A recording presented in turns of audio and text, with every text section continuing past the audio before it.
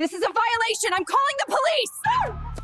Leave us alone, Margaret! This is my home! The battle for Maple Street. I never thought I'd live through a nightmare in my neighborhood. But that's exactly what happened when the HOA president called the police on my pregnant wife, claiming her footsteps were a public disturbance. Her excuse? She was just protecting the community. The truth was far uglier, and what unfolded was a war that exposed corruption, greed, and the lengths a man will go to protect his family. This is the story of how we brought down a suburban tyrant. It all began on a sunny afternoon in Maple Grove, a quiet suburban enclave with tree-lined streets and promises of community barbecues.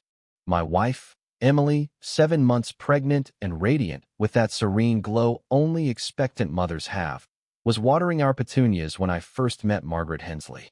She was the HOA president, armed with a laser-guided tape measure, inspecting our lawn with the precision of a military operation. She pointed at a single blade of grass, declaring it a quarter-inch too tall, a violation of Maple Grove's sacred bylaws. Emily, ever the optimist, thought it was quirky a story to tell our unborn daughter someday. I wasn't so naive. I'd met people like Margaret before, petty tyrants who thrive on control, wielding their rulebooks like scepters. I stepped out of the garage, where I'd been tinkering with an old Mustang, wiping grease from my hands. "Can I help you?" I asked, my tone sharp. Margaret didn't flinch. She lowered her device and sized me up, her eyes lingering on my stained shirt like it was a personal offense. "I'm Margaret Hensley, president of the Maple Grove Homeowners Association," she said, as if announcing her coronation. "Your lawn violates Bylaw 17C, subsection B. Grass height must not exceed 3 inches. This blade is 3.25 inches. You have 24 hours to fix it, or you'll face a fine." I almost laughed, but the cold gleam in her eyes stopped me. This was her Super Bowl, and she was playing to win. Across the street, her husband, Harold, leaned against their gleaming BMW, smirking like he was watching a reality show. He gave me a mock salute, and I felt my temper flare. I'm a calm guy. Years of running my IT security business taught me to keep my cool, but people like this know how to push buttons. Emily waddled out with a glass of lemonade, her smile warm and disarming. "Hi, I'm Emily," she said. Margaret barely acknowledged her, her gaze flicking to Emily's pregnant belly with disdain. "Stress isn't good for the baby," she said, her words dripping with a thinly veiled threat. That was the moment the battle lines were drawn. Margaret had aimed at my wife, my unborn child, and I felt a protective fire ignite in my chest. "Get off my property," I said, my voice low and steady, a warning. Margaret's eyes flashed with surprise, then rage. "You have no idea who you're dealing with," she hissed before marching back to her pristine mansion. As she crossed the street, I knew this was no empty threat. The war for Maple Street had begun. We'd moved to Maple Grove for peace, not drama. After years in a cramped city apartment that smelled of garlic and regret, Emily and I wanted a quiet place to raise our daughter. I ran my business from a corner of our old living room, and Emily managed projects with her spreadsheets and deadlines. We were a team. She planned, I executed. When we learned she was pregnant, the city felt suffocating. Maple Grove, with its mature oaks and promises of community, seemed like the perfect nest. Our new home was a modest 2-story colonial, a fixer-upper with a big backyard and a garage that called my name. We paid the HOA fee without a second thought, dreaming of suburban bliss. The first month delivered just that. We painted the nursery a soft peach, Dawn's Promise. The color was called, a nod to our daughter, Lily. I spent weekends ripping out old carpet, laying hardwood, while Emily directed me like a general, sipping decaf lattes. Our neighbors were a mixed bag.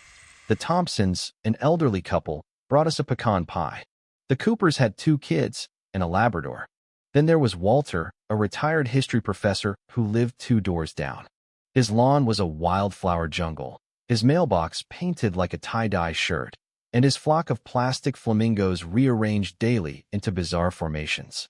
He caught me fixing a gutter one day and grinned. "Welcome to the Thunderdome," he said, nodding toward Margaret's house. "Queen Margaret, breaker of bylaws, mother of misery. Keep your grass short, and don't put your trash cans out before Sunday evening. She watches." I laughed, thinking he was eccentric. I should have listened. The trouble started a month before the grass incident. Emily's pregnancy was making her balance shaky, so we built a small wooden ramp to the front door.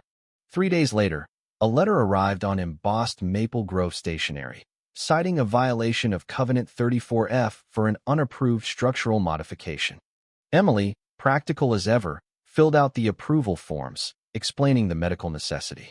The denial came back in 48 hours. The ramp disrupted the neighborhood's aesthetic harmony. I wanted to storm Margaret's house and shred the letter on her lawn, but Emily's hand on my arm stopped me. "We pick our battles," she said. We took the ramp down, thinking we were avoiding conflict. We were wrong. To bullies like Margaret, surrender is a green light. The harassment escalated. A $50 fine for improperly maintained grass appeared in our mailbox. I paid it, seething. A week later, another $4.75 wreath on our door was 2 inches too wide. Emily's stress grew. Her doctor had warned her to stay calm. It was like avoiding rain in a storm. She scanned the street for Margaret's BMW every time she stepped outside. Our home felt like a prison. Then came the sabotage. One morning, we woke to find our sprinklers on full blast, aimed at our front door and open bedroom windows. Water soaked our new hardwood floors. We couldn't prove it was Margaret, but we knew. I installed discrete cameras, my IT skills kicking in. I set up a server, backing up footage to the cloud. Emily thought I was paranoid until packages, diapers, a baby monitor, a rocking chair started vanishing from our porch. My cameras caught nothing. A new garden gnome in Margaret's yard blocked the view, its smug smile taunting me. The breaking point came on a sweltering Tuesday. Emily, struggling with back pain and swollen feet, went to check the mail. As she reached the mailbox, Margaret's sprinklers roared to life, not regular sprinklers, but high-pressure ones meant for golf courses. The icy jet hit Emily, knocking her backward. She fell hard, clutching her belly. I saw it from the living room window and sprinted outside, my heart in my throat. Emily was sobbing, drenched, terrified for the baby. Across the street, Margaret stood on her porch, holding a remote control, her face a mask of triumph. Harold smirked beside her. I got Emily inside, checked her for injuries. She was bruised, but felt moving. We called her doctor, who urged us to come in immediately.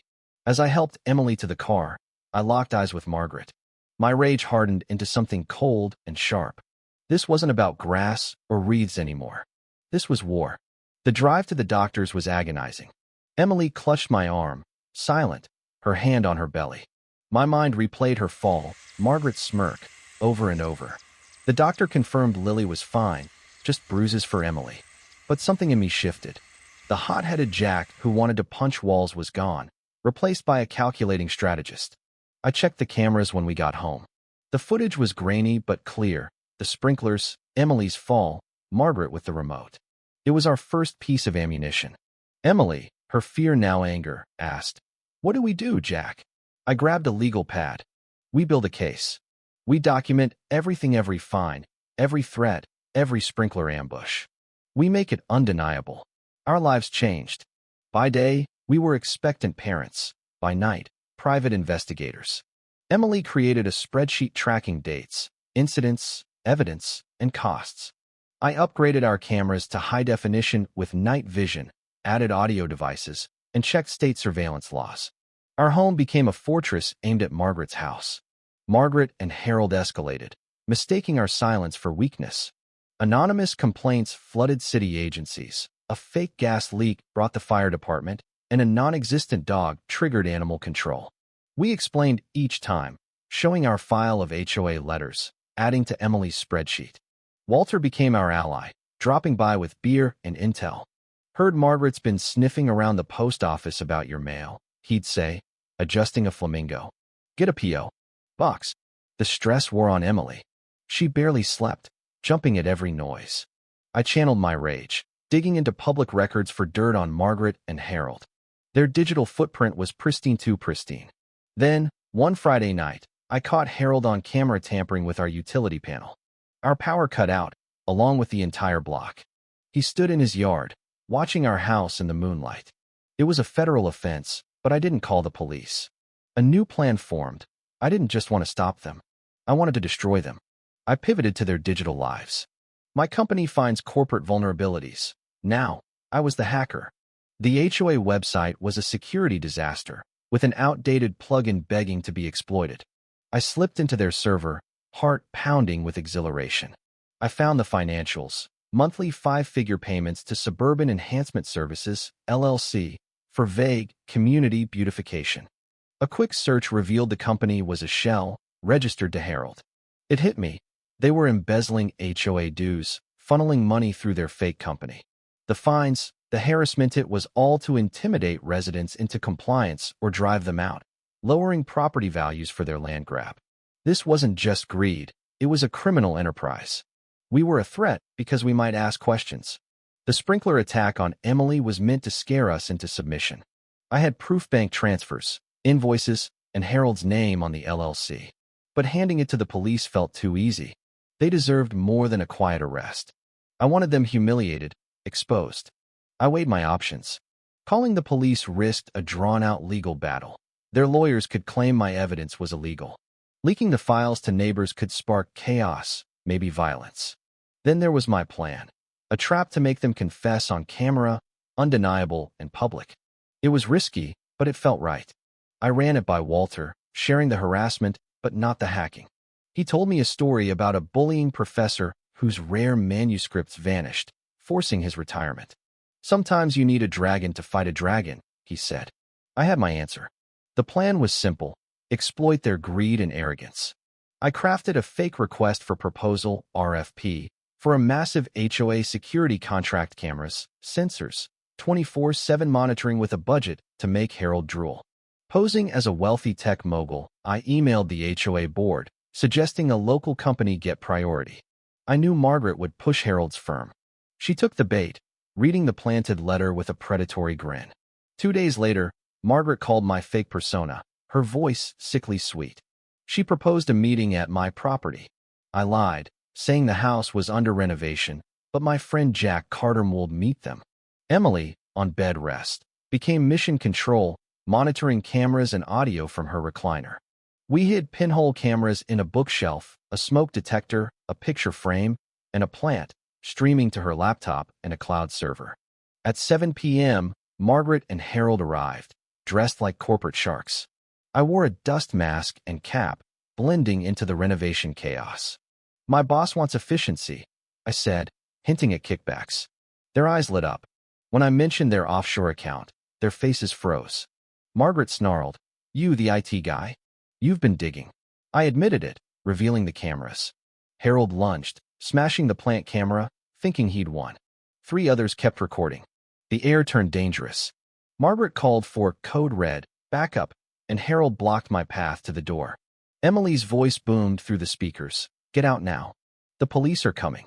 It was a bluff, but it worked. I tossed a decoy VCR tape on the table, saying, "Take it and go." They grabbed it and fled, tires squealing. 2 days later, a city inspector, Harold's cousin, issued a condemnation notice, claiming our renovations made the house unsafe. We had 72 hours to vacate, days before Lily's due date. Emily broke down, but I saw their mistake. The VCR tape was a decoy. The real evidence was safe. I'd sent the financials to Walter's nephew, a forensic accountant, who uncovered their bigger scheme: buying up Maple Grove's undeveloped land to sell to a developer for millions, using harassment to drive out residents. The HOA's annual meeting was its final stage. Margaret planned to announce our eviction, cementing her power. We arrived late, Emily radiant at 9 months pregnant, and I with a laptop and projector. Walter gave a shaky thumbs up. Margaret began, targeting our non-compliant home. I stood, cutting her off. "The homeowners deserve to see my presentation," I said. The room stirred. "Mr. Thompson," demanded I speak, and half the crowd stood in support. I projected their shell company's logo next to Harold's photo, detailing the embezzlement with invoices and bank statements. I played their confession audio, their voices damning them. Then, I revealed their land grab, showing property maps and developer emails. The room erupted not in violence, but in awakening. Neighbors connected their harassment to the scheme. Margaret screamed about lawsuits, but 2 police officers and a detective entered with arrest warrants. I had sent them the evidence, legally obtained by Walter's nephew. Margaret's cuffs clicked shut, her final shriek echoing as they led her away. 3 weeks later, Lily slept in her bassinet, and our home was peaceful. The eviction was rescinded. Margaret and Harold faced years in prison, their assets frozen. The HOA was dissolved, replaced by a new association with Walter as treasurer, his budget including strategic flamingo acquisition. Emily leaned against me, whispering, "You brought the dragon down." I hadn't become a dragon, just used their fire against them. As I pushed Lily's stroller past their empty house, with a for sale sign on their lawn, I knew every sleepless night was worth it. We had won. What do you think? Should I have gone further, or was justice enough? How far would you go to protect your family from injustice or bullying? Share your thoughts in the comments. Let's talk about standing up to power and where the line is between right and wrong.